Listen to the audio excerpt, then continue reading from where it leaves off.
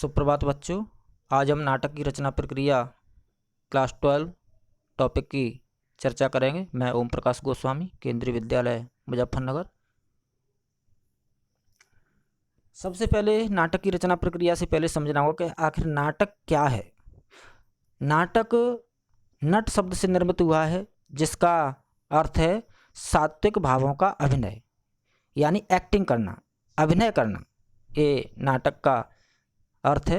नाटक दृश्य काव्य के अंतर्गत आता है। बच्चों, काव्य दो तरह का होता है, श्रव्य काव्य और दृश्य काव्य। श्रव्य काव्य जिसका सुनकर या पढ़कर आनंद लिया जाता है, और दृश्य काव्य जिसका आनंद देखकर लिया जाता है। तो नाटक दृश्य काव्य के अंतर्गत आता है। भारतेंदु हरिश्चंद्र ने नाटक के लक्षण देते हुए लिखा है, नाटक शब्द का अर्थ नट लोगों की क्रिया है। इसका प्रदर्शन रंगमंच पर होता है, यानी मंच पर होता है, स्टेज पर। नाटक गद्य का वह कथात्मक रूप है जिसे अभिनय, संगीत, नृत्य, संवाद आदि के माध्यम से रंगमंच पर अभिनीत किया जा सकता है।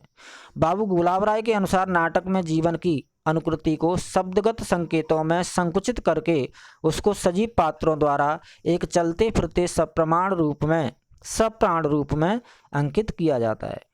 नाटक का जो प्रमुख उपादान है वह है उसकी रंगमंचीयता।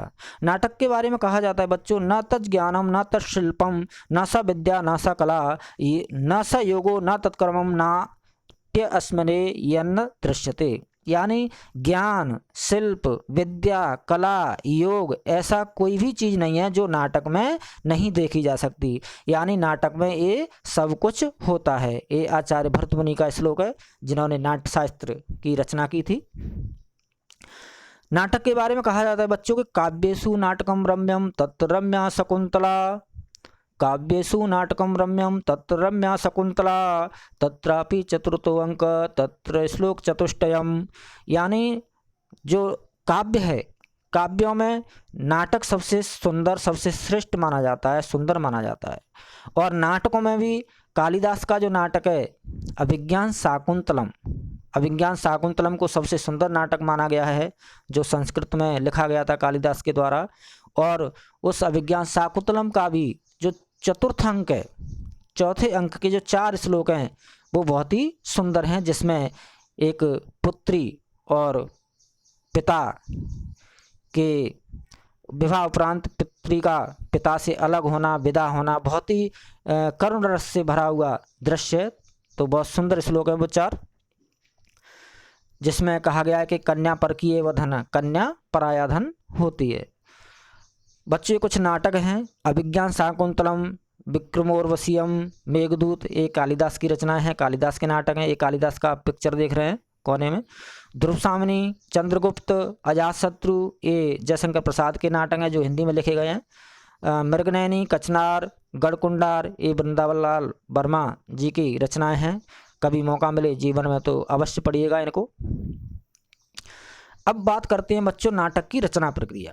तो जैसे हमने पिछले वीडियो में कहानी की रचना प्रक्रिया पढ़ी थी, और जिस तरह से हमारा शरीर 5 तत्वों से मिलकर के बना है, छित जल पावक गगन समीरा, 5 तत्व से बना शरीरा। हमारी जो बॉडी है, हमारा जो शरीर है, वह छित यानी धरती, अर्थ तत्व, धरती, अग्नि, वायु, पानी, आकाश यानी शून्य तत्व, इन 5 तत्वों से मिलकर हमारा शरीर बना है। वैसे ही नाटक का निर्माण किन किन तत्वों से होता है, नाटक की रचना किन किन तत्वों से होती है, तो उसमें सबसे पहला तत्व है कथावस्तु यानी कथानक। कथावस्तु यानी नाटक की स्टोरी। बिना नाटक की स्टोरी के नाटक की कल्पना संभव नहीं है। यह नाटक का प्राण तत्व है। कथावस्तु ऐतिहासिक, पौराणिक, कल्पित, मिश्रित किसी भी प्रकार की हो सकती है।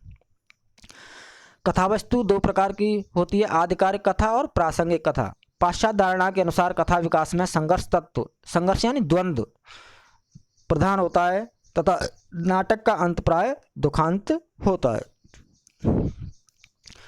पात्र और चरित्र चित्रण। पात्र यानी कैरेक्टर।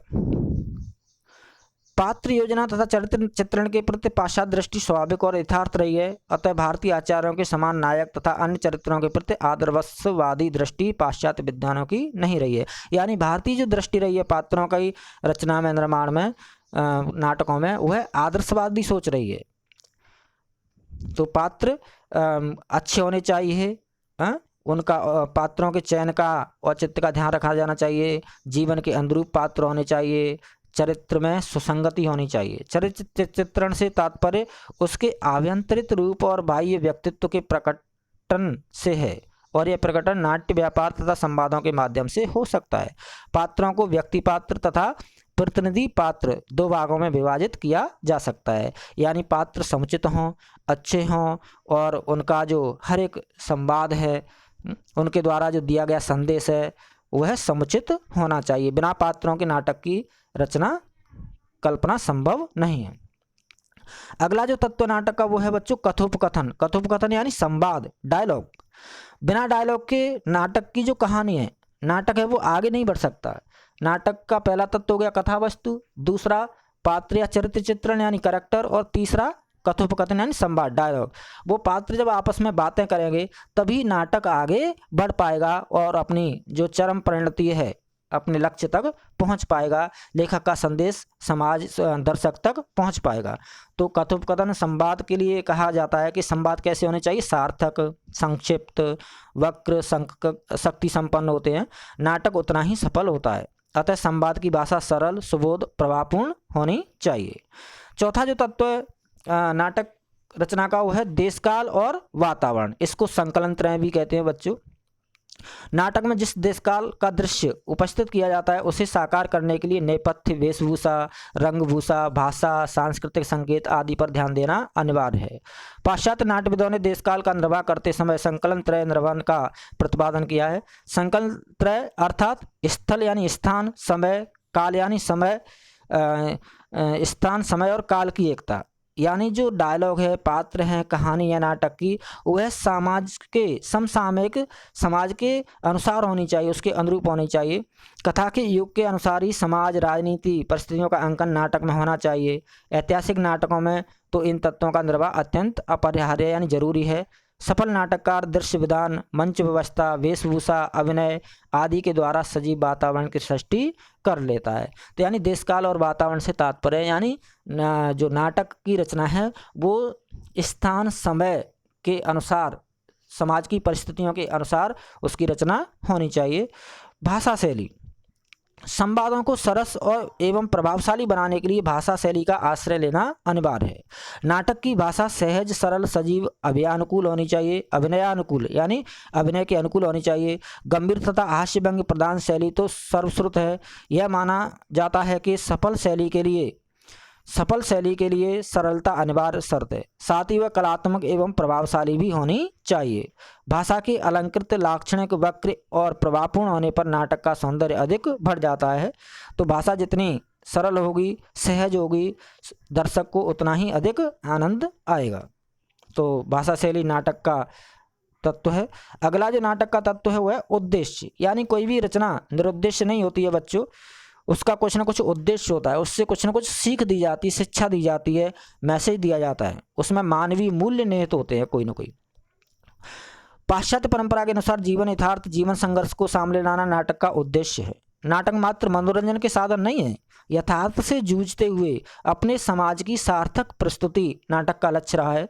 आदर्श चरित्र प्रस्तुत कर समाज को शिक्षा देना, सीख देना, अच्छाई सच्चाई का प्रसार करते हुए सही राह दिखाई जाती है नाटक के माध्यम से। आप लोगों ने नाटक रामायण और महाभारत, लॉकडाउन के दौरान रामायण महाभारत नाटक देखे होंगे।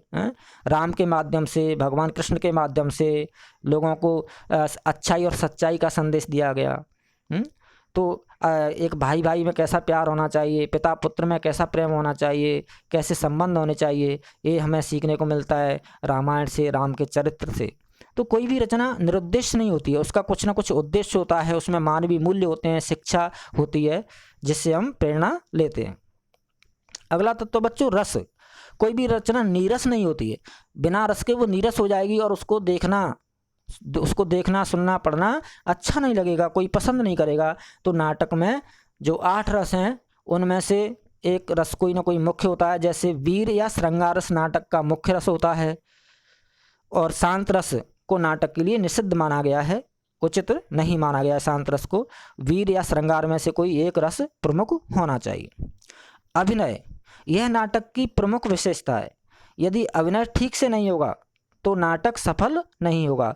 सफल नाटक के लिए उसका अभिनय सुंदर होना चाहिए। और अभिनय में क्या होना चाहिए?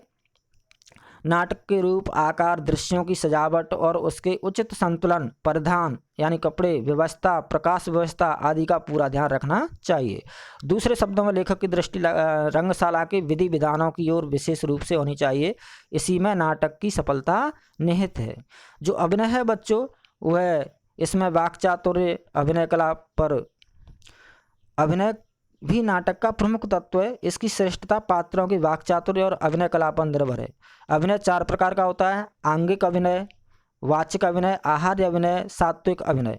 आंगिक अभिनय यानी शरीर से किया जाने वाला अभिनय, बॉडी लैंग्वेज। वाचिक अभिनय यानी डायलॉग, संवाद, बोलना। आहार्य अभिनय यानी वेशभूषा, मेकअप, स्टेज विन्यास, प्रकाश व्यवस्था आदि इसमें आता है। सात्विक अभिनय यानी अंतरात्मा से किया गया अभिनय, रस इसके अंतर्गत आता है। तो ये थी बच्चों नाटक की रचना प्रक्रिया। धन्यवाद। यदि वीडियो अच्छा लगे तो आप लाइक करें, कमेंट करें, सब्सक्राइब करें, शेयर करें। इसमें नाटक की रचना प्रक्रिया में अभिनय, रस, उद्देश्य, देश काल और वातावरण, पात्र चरित्र चित्रण, कथा वस्तु या कथानक, ये नाटक के तत्व हैं, रचना प्रक्रिया के तत्व हैं। इन्हीं तत्वों के आधार पर नाटक की रचना प्रक्रिया की जाती है। तो ये इस तरह से आपकी, और बच्चों इनको पढ़ने का मौका मिले तो अवश्य पढ़ना। इस तरह से नाटक की रचना प्रक्रिया का यह वीडियो पूर्ण होता है। धन्यवाद।